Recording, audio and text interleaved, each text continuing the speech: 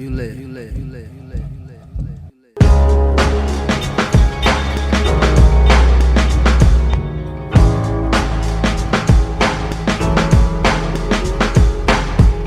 about them bullets ain't slow you up?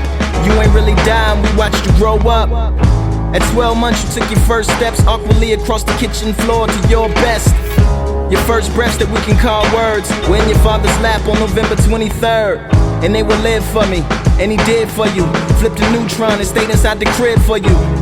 And this commitment from your father imparted a deep sense of value you forever harbor. We were all so proud as we seen you getting smarter, and the bond grow deep between the mother and the daughter. 'Cause you are not a martyr.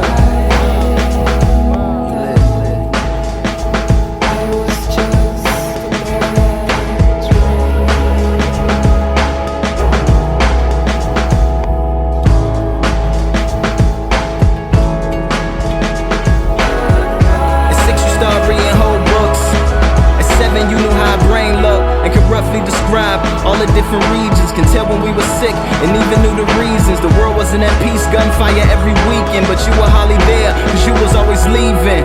Field museum, planetarium, aquarium, you saw something special in the tank you were staring in. And in those moments, as a little girl, you realized it was a bigger world. Bigger than the South Side, bigger than Chicago. You were bigger still, wanting rims on your car though, and big ass woofers in your car though, so you could wang like your daddy at the park eating sharks. Went to King where you were teased for being smart, where you bumped into Hadia teaching art. You live.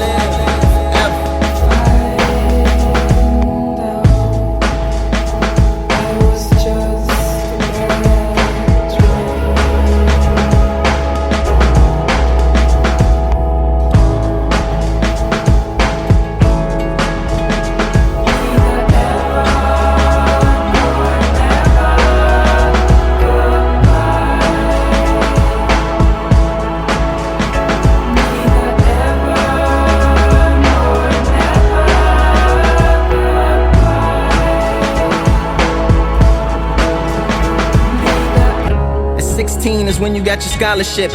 At 22 is when you got your doctorate. Even now it's kinda hard to believe, but your father taught you work hard and achieve. And you complied, accepted by every medical school you applied. But the coolest thing is when they offered you that high paying slot, you replied, they need me in the hood, and that's where you reside. Free clinic, nobody denied. That's why you heard the shots and quickly ran outside and saw a man in a van and a bleeding baby in his hands, fading fast, but you knew she could survive. Did everything you could to keep this girl